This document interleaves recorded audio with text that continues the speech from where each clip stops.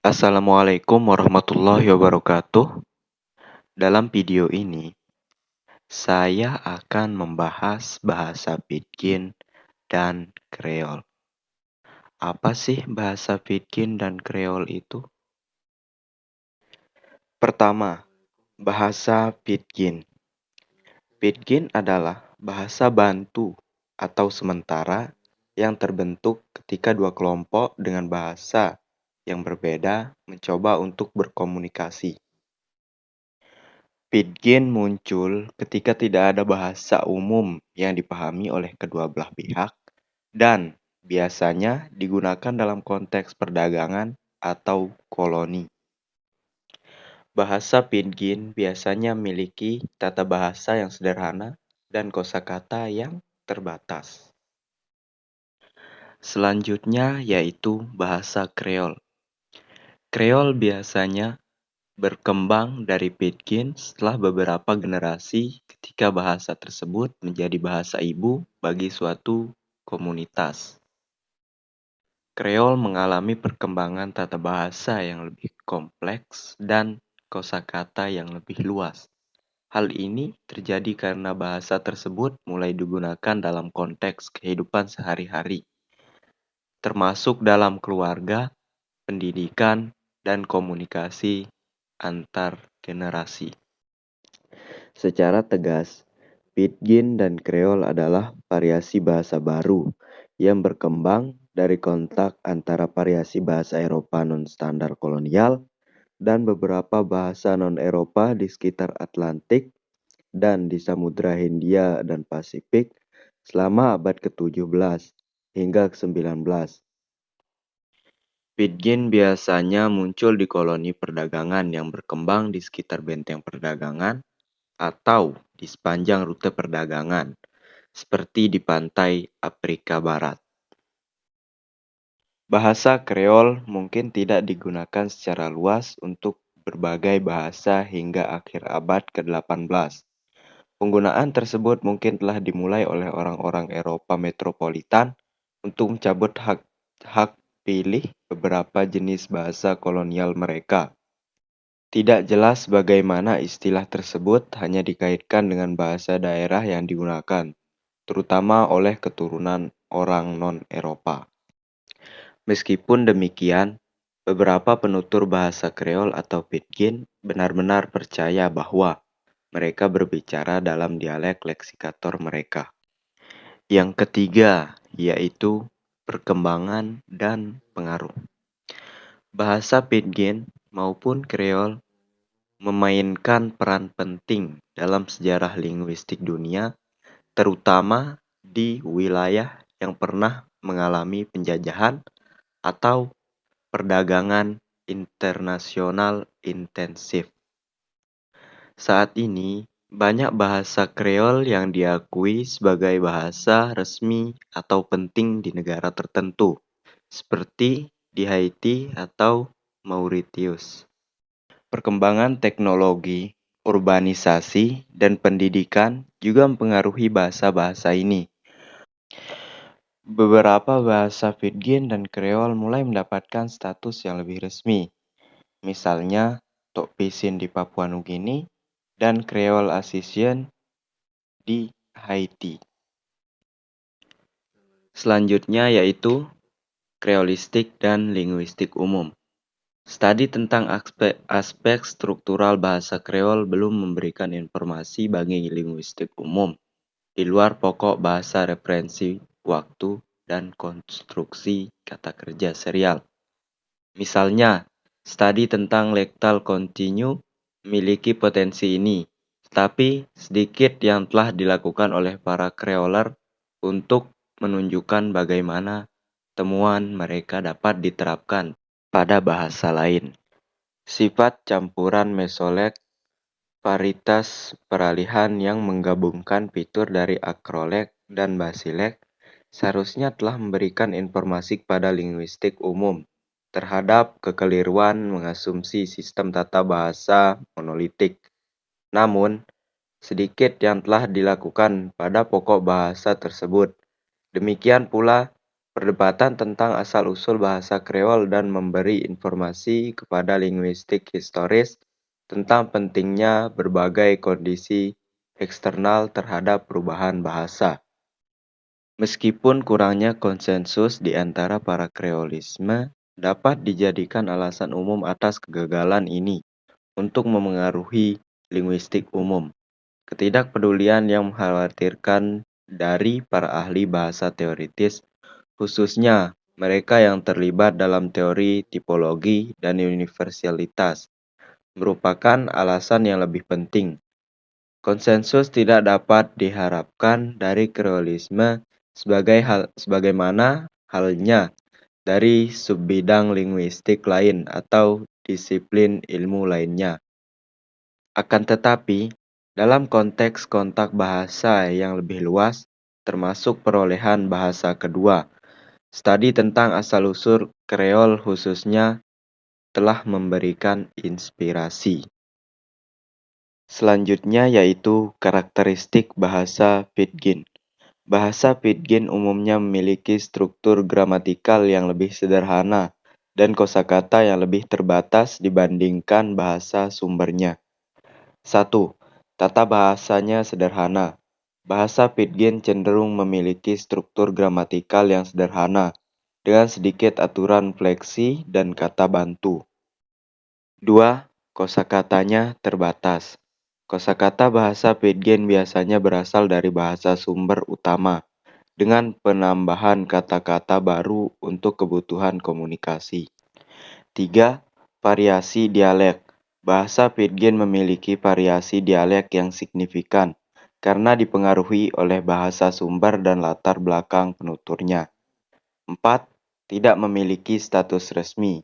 Bahasa Pidgin biasanya tidak memiliki status resmi dan tidak digunakan dalam konteks formal, seperti pendidikan dan pemerintahan. Di antara klaim paling awal bahwa bahasa Kreol berkembang dari bahasa Pidgin adalah pernyataan berikut dalam Bloomfield. Ketika jargon, yaitu bahasa Pidgin, telah menjadi satu-satunya bahasa dari kelompok subjek, maka bahasa tersebut adalah bahasa Kreol. Hall menafsirkan ulang hal ini dengan mengaitkan fungsi vernakular bahasa Kreol dengan nativisasi. Dengan demikian, bahasa Kreol telah didefinisikan secara tidak akurat sebagai bahasa Pidgin yang dinafisasi, yaitu bahasa Pidgin yang telah memperoleh penutur asli dan karenanya telah memperluas baik struktur maupun fungsinya dan telah menjadi stabil. Hall kemudian juga memperkenalkan siklus hidup bahasa Pidgin dan Kreol yang mana di Camp 1971 menambahkan tahap pasca Kreol. Ahli Kreol pertama yang membantu hubungan ini adalah Alain. Ia berpendapat bahwa morfologi infleksi yang membantu dalam bahasa Kreol Haiti dan sejenisnya adalah bukti bahwa orang Eropa tidak berkomunikasi dengan orang Afrika dalam bahasa asing atau bahasa bayi yang akan menumbuhkan bahasa Pidgin di perkebunan. Caudenson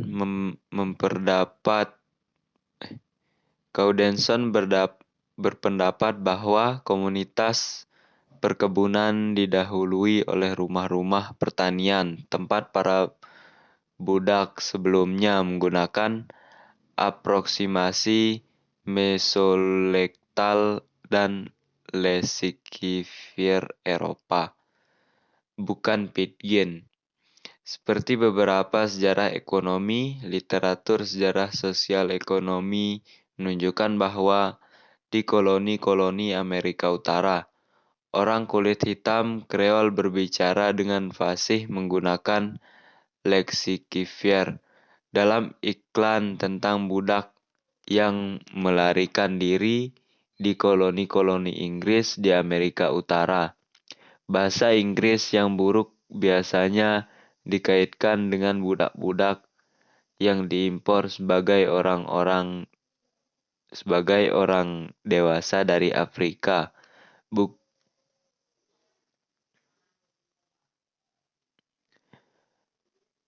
Bukti diakronis dari bahasa Kreol menunjukkan bahwa bahasa Basilek berkembang selama puncak pertumbuhan perkebunan pada abad ke-18 untuk sebagian besar koloni. Ketika angka kematian bayi tinggi, harapan hidup pendek, populasi perkebunan meningkat terutama karena impor besar-besaran tenaga kerja budak, dan proporsi penutur pasih dari varietas kolonial awal terus-menerus. Menurut model siklus hidup, saat bahasa Kreol terus hidup berdampingan dengan leksikatornya, leksikator tersebut memberikan tekanan padanya untuk melepaskan beberapa ciri-ciri Kreolnya. Hipotesis perkembangan ini dapat ditelusuri kembali ke penjelasan Schurhart tentang mengapa bahasa Inggris Afrika dan Amerika secara struktural lebih dekat dengan bahasa Inggris Amerika Utara daripada bahasa Saramacan dengan leksikatornya.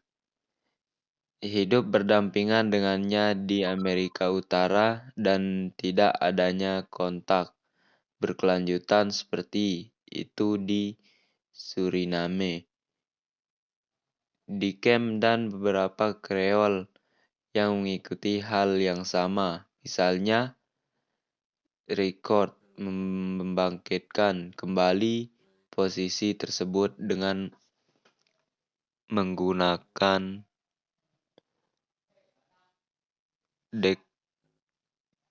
dekreolisation atau hilangnya ciri-ciri Kreol untuk menjelaskan kontinum tuturan dalam komunitas Kreol. Dalam konteks inilah Dikem menciptakan istilah continuous pasca Kreol yang harus ditafsirkan dengan baik jika suatu varietas menjadi Kreol karena ekologi sosiohistoris tentu dari perkembangannya dan bukan karena kekhasan strukturnya. Varietas itu tidak dapat berhenti menjadi Kreol bahkan setelah beberapa fiturnya berubah. Selain itu, fitur basilektal dan meksolektal terus hidup berdampingan dan dalam komunitas ini, yang menunjukkan bahwa bahasa Kreol belum punah. Lala dan Da Costa menyajikan bahwa data yang menentang dekreolisasi dan kreolisasi Inggris Karibia. Terkait erat dengan masalah ini adalah anggapan umum bahwa bahasa Kreol adalah bahasa yang terpisah dari leksikatornya dan varietas bekas kolonialnya yang dituturkan oleh keturunan orang Eropa. Dengan demikian, varietas bahasa Prancis non-standar yang dituturkan di Quebec dan Louisiana serta di pulau-pulau Karibia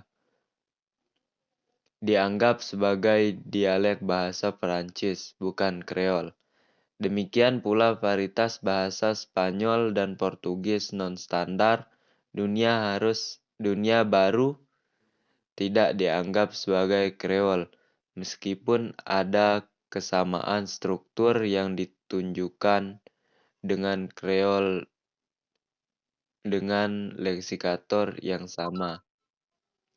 Meskipun tidak diakui dalam linguistik, klasifikasi tersebut tampaknya secara umum dikaitkan dengan apakah mayoritas di komunitas yang sebagian besar proletar yang berbicara bahasa daerah kolonial baru itu adalah keturunan Eropa atau non-Eropa. Jika tidak semua varietas kolonial bahasa Eropa distrukturisasi dan berbasis kontrak. Klasifikasi bahasa daerah saat ini menjadi Kreol dan non-Kreol masih dipertanyakan. Masa lalu sebagian besar berasal dari tidak adanya tolak ukur untuk mengukur divergensi struktural dan leksikator, terutama ketika diragukan bahwa ini sama dalam setiap pengaturan kontak. Telah pula diklaim bahwa bahasa Kreol memiliki desain struktural yang kurang lebih sama.